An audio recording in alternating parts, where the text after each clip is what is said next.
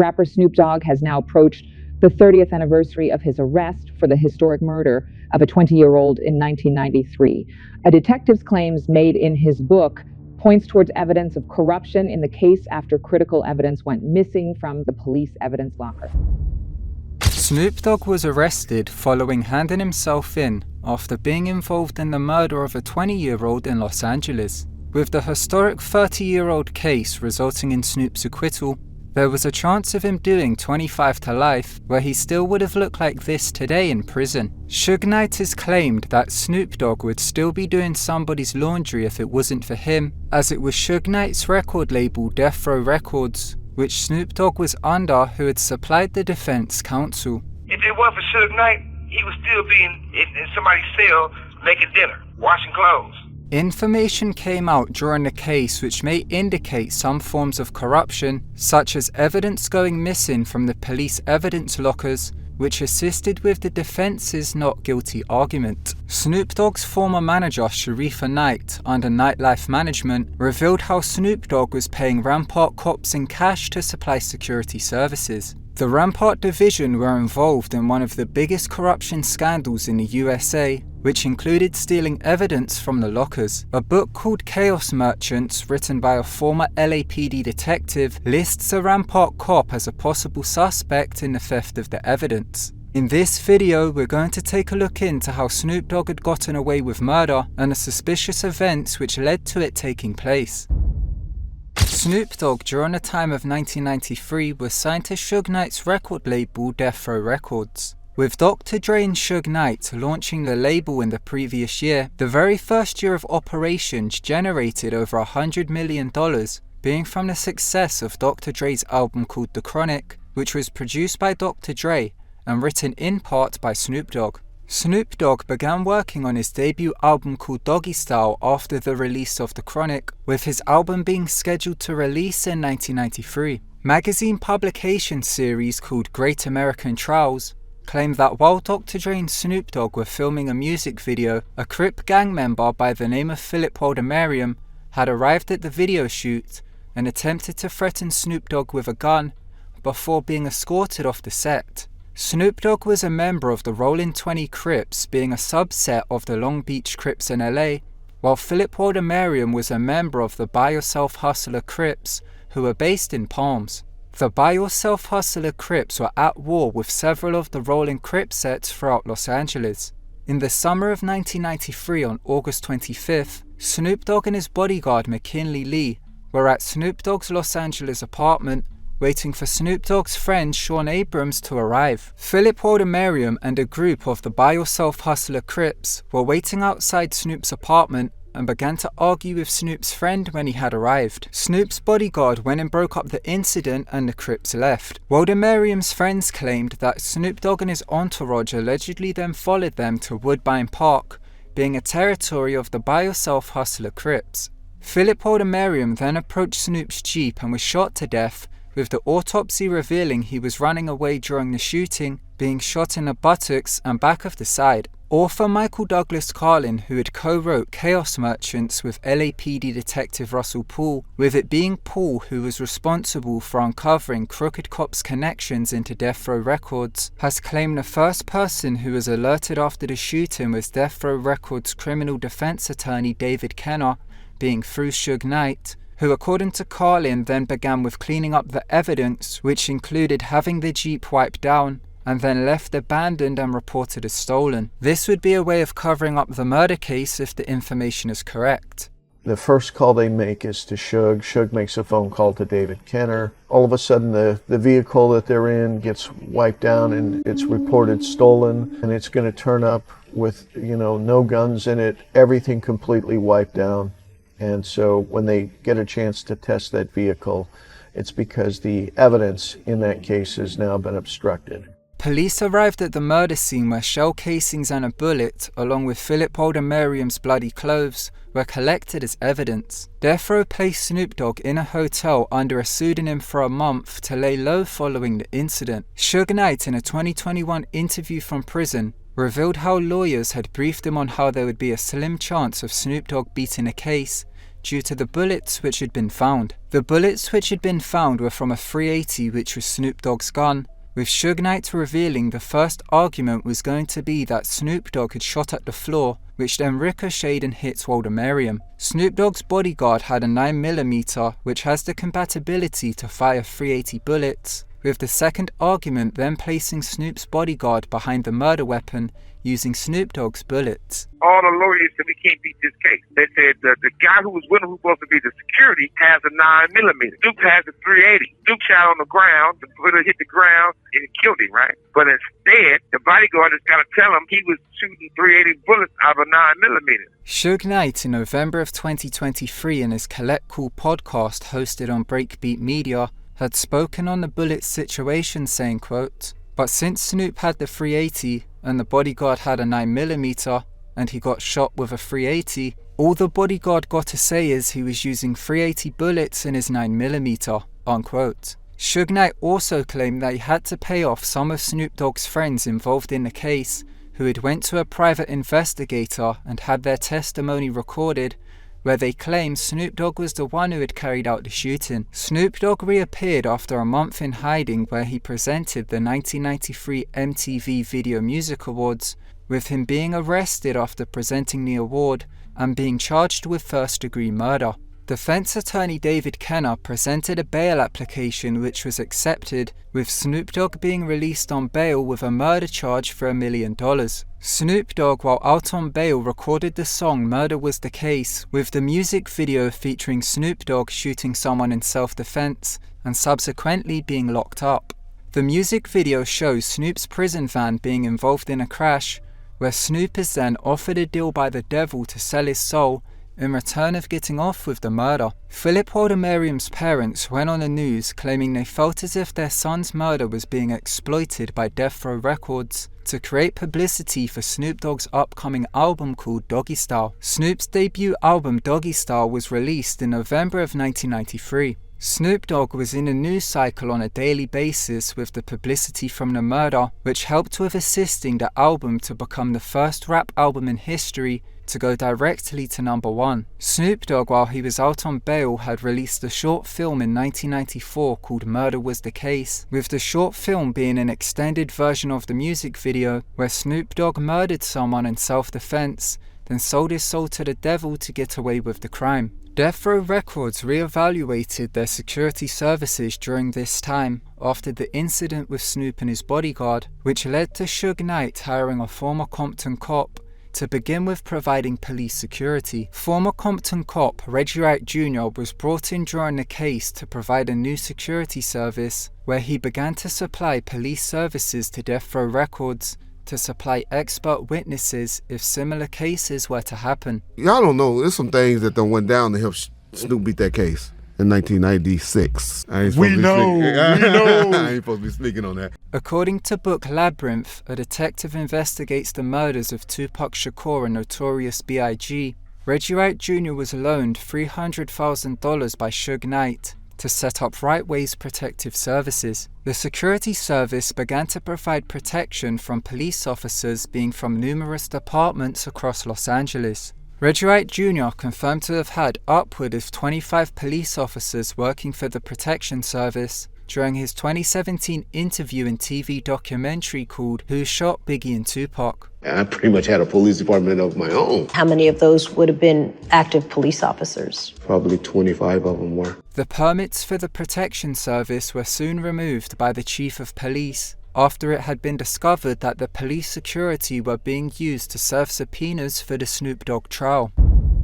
Snoop Dogg's court hearings began on November 27, 1995. Suge Knight revealed in a prison interview how he had asked Interscope Records for $5 million to be used in Snoop's legal fees as Snoop's album was being distributed through Interscope. Suge Knight claimed Interscope had told him that he was putting his company at risk as Snoop Dogg would never beat the case due to the situation of the bullets. I went to Interscope. I went to them and said, here, give me $5 million for Snoop murder trial. They said, you know he's probably going to lose. They told me, don't do it. You'll be dumb to do it. You're going to go to prison. I said, that's all right, a chance I got to take. Prosecutor Edward Nissen in his opening statement revealed that some evidence, including Walter Merriam's bloody clothing, a bullet and a shell casing, had disappeared while in police possession, which had occurred before the court dates had happened. The evidence had been booked into the LAPD Pacific Division's evidence locker. LAPD detective Russell Paul, who had uncovered Death Row Records' connection into corrupt cops of the LAPD Rampart scandal, wrote a book called Chaos Merchants with author Michael Douglas Carlin. The book uses excerpts from the Snoop Dogg trial, where it was revealed how key evidence was stolen from the LAPD Pacific Division's evidence locker, with the book reading, quote, "At a hearing in Snoop Dogg's murder trial, it is disclosed that key evidence is missing from the LAPD evidence locker.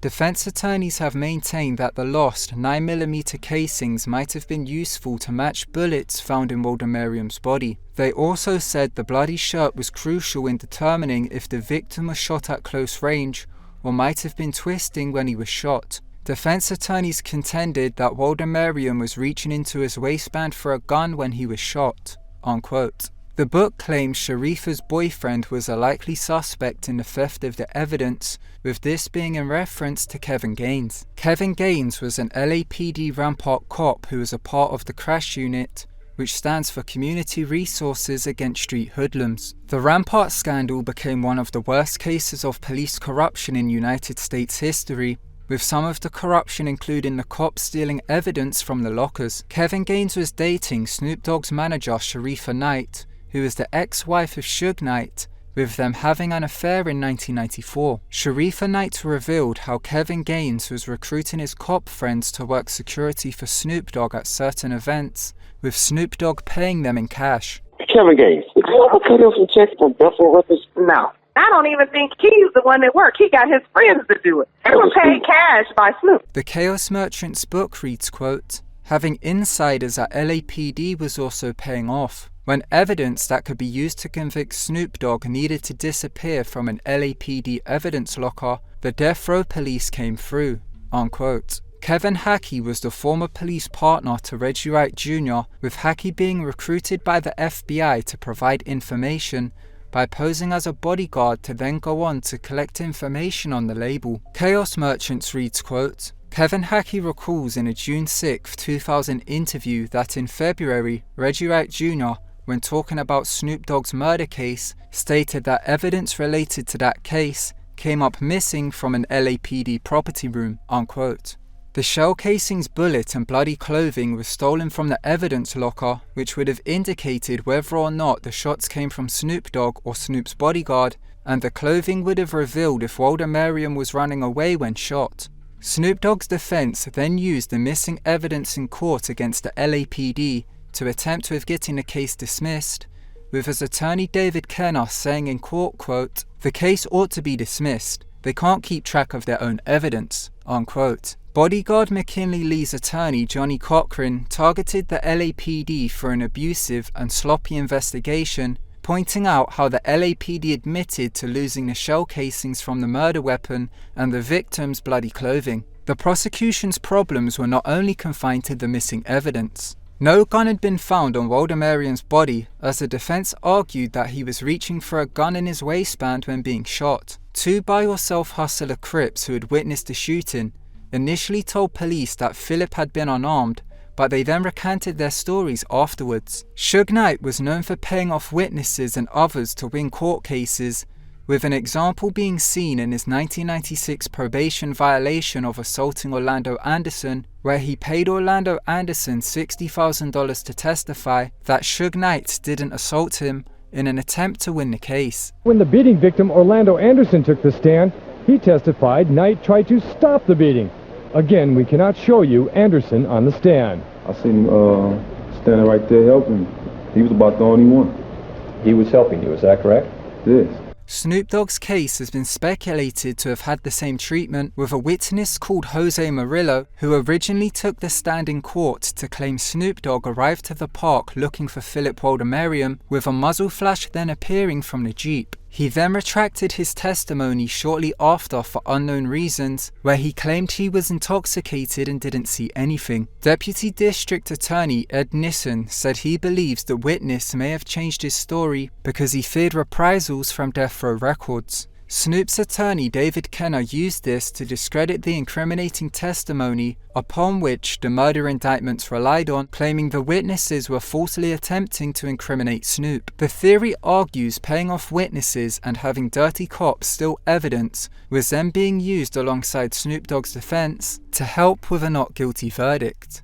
Sergeant Fred Reynolds was an LA Sheriff's homicide detective who Crip gang member Keefe D, who was arrested for the murder of Tupac Shakur, claimed it was widely known throughout Los Angeles during the 90s that the sergeant allegedly took care of Suge Knight's requests. Fred Reynolds' book revealed how cops throughout Death Row Records were serving witnesses with subpoenas in the Snoop Dogg trial under the word of defense attorney David Kenner. Prosecutor Ed Nissen had a witness in hiding who was going against Snoop Dogg. Reggie Wright Jr. revealed in a Vlad TV interview how he had sent the Death Row cops who were working for them to go and find the witness, who was then served a subpoena by the Death Row cops, which alerted the DA's office as to what was going on. This led to the chief of police removing work permits from the cops to Reggie Wright Jr.'s security firm for Death Row Records, according to his Vlad TV interview. Tupac, who was signed to Death Row Records during the time of the trial, made a song with Snoop Dogg called Two of America's Most Wanted, as Snoop Dogg was on trial and Tupac was out of prison on an appeal from David Kenner. Tupac dissed Dr. Dre as Dre refused to take the stand in court,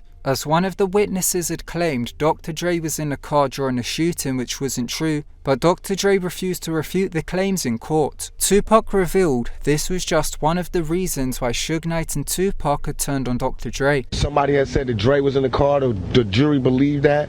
We needed Dre to be there to say he wasn't there, and once they would have saw him, they would have known he wasn't there, and that would have saved Snoop's whole case. And Dre never showed up, he was too busy. The lawyers wanted to put Dre on the stand for a character witness to Snoop. He wouldn't do it and wouldn't show up to court because he was told by Interscope he's going to prison and he didn't want that bad luggage. Snoop Dogg's verdict came in 1996. Snoop Dogg and his bodyguard McKinley Lee were acquitted of murder in February of 1996. Suge Knight threw a celebration party which included the jurors on the case who had given Snoop Dogg the not guilty verdict. Following the verdict, Snoop Dogg claimed in the media that he would change his lyrics and would not be based towards violence, but this was a lie, as he was already working on his second album called The Dog Father, which contained the same content as before. After Suge Knight had assisted with Snoop Dogg getting the not guilty verdict and not being imprisoned, Snoop Dogg's relationship with Death Row Records began to decline. Dr. Dre left Death Row Records 3 weeks after Snoop Dogg's not guilty verdict, with Dr. Dre claiming he didn't like the atmosphere which the label had become, claiming it started to get centered around gangs due to Suge Knight's connection to the Bloods in Los Angeles. During Snoop's time at the courthouse, Suge Knight revealed that several Pyrus would wait outside the courthouse to threaten Snoop Dogg due to him being a Crip, but the security which Suge Knight provided were able to squash the threats. Snoop Dogg's cousin, Daz Dillinger's baby mother, Kenya Ware,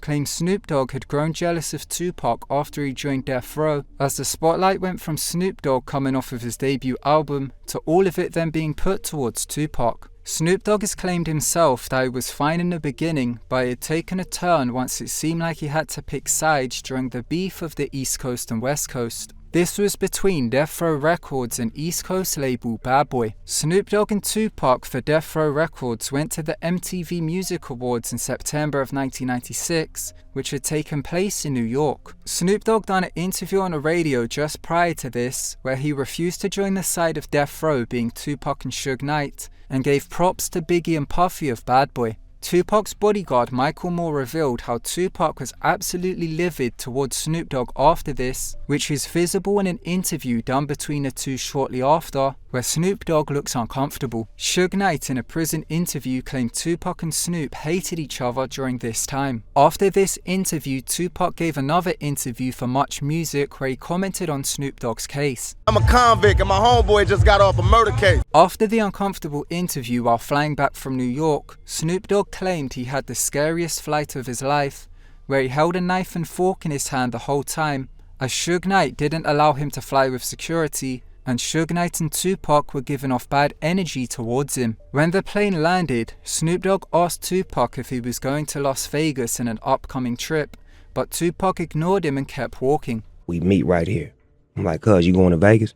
He do me like this.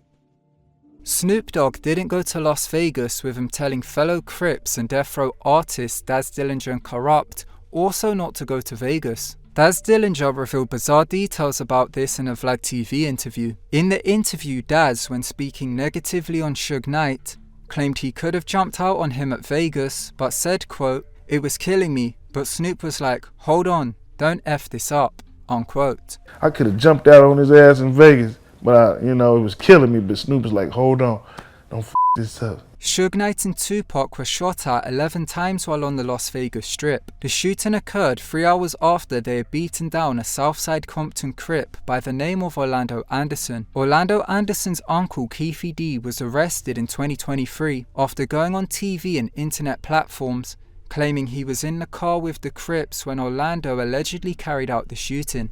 Keefe D in January of 2024 claimed in court that he had made up the claims of being involved in killing Tupac for entertainment purposes. Suge Knight, in a 2018 prison interview with Michael Douglas Carlin, claimed Orlando Anderson was not the shooter and named the Rampart cops who Snoop Dogg was known for paying in cash as being involved in the murder. FBI files reveal Kevin Gaines was in Las Vegas on a special assignment when a shooting had taken place. Trey D says that Snoop and his bodyguard went up to see Tupac. Okay, well, who was his bodyguard? His bodyguard is Kevin Gaines. Who's Kevin Gaines? He's an LAPD officer dating Sharitha Knight, and he's in Las Vegas from 2 days before the Tupac shooting until 2 days after Tupac dies. Doesn't that sound like somebody who's planning things and somebody who's cleaning up the mess afterwards? 2 days before to 2 days after. That brings in LAPD. He was there on special assignment with 2 other LAPD officers. Suge Knight on his Collect Cool podcast in 2023 made remarks about Snoop Dogg's knowledge of the murder being in reference to Dr. Dre's stepbrother Warren G's Drink Champs interview, where he claims Snoop Dogg alerted him about the shooting over a Nextel radio. Suge Knight said, quote, "The only way you would have a radio is if he was with us and he had a security detail. By him not having a security detail, what are you doing with a radio? Why would you have a play-by-play on the radio?" Unquote. Suge Knight then made reference to bodyguard Michael Moore's claims in the documentary Tupac Assassination, Conspiracy or Revenge of hearing the words "Gotham" come over the security radio during the shooting. Fox News obtained a confession letter which made allegations of Snoop Dogg's cousin Lil Half Dead being the triggerman, who had featured a picture of himself depicted as the Terminator on his album cover Dead Serious in what resembles Can-Am Studio, which was Death Row Studio, along with people shot who resemble Tupac and his artist Shaki Gaddafi, who was killed a few weeks after Tupac after witnessing the crime and claiming he could identify people in the car. A woman involved in writing the confession letter later claimed it was a hoax to make money from Fox News. Suge Knight was sent to prison for a probation violation of assaulting Orlando Anderson, where he was sentenced to 9 years in prison. While Suge Knight was incarcerated, Biggie Smalls was killed in a drive-by shooting, being 6 months after Tupac.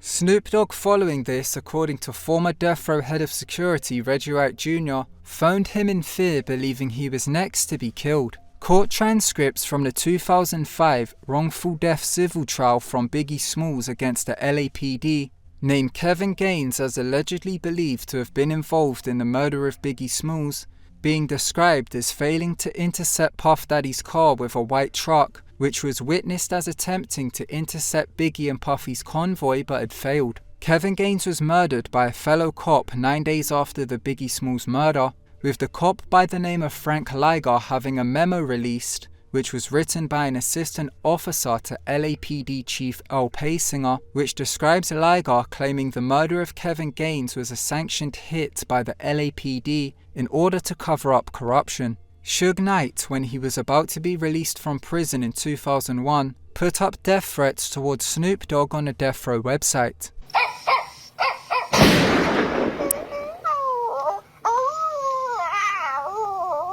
Snoop Dogg during this time had left Death Row Records and had made music with Southside Compton Crip DeAndre Smith, who Keefe D claimed was in the car with the Crips, who he claimed killed Tupac. In this video, we took a look into Snoop Dogg's 1993 murder charge. Suge Knight claims if it wasn't for him, Snoop Dogg would still have been in prison today. Former LAPD detective Russell Paul and his co-author believe corrupt cops associated to Death Row Records were used to steal evidence from the case to help with Snoop's defense. Other shady tactics may have been used which resulted in a not guilty verdict. Let me know what your thoughts are in the comment section below. Thank you so much for watching. If you enjoyed the video, smash the thumbs up button. Also, don't forget to subscribe and press that bell button so you can get all the future notifications for when I upload. Once again, thank you so much for watching, and until next time, goodbye.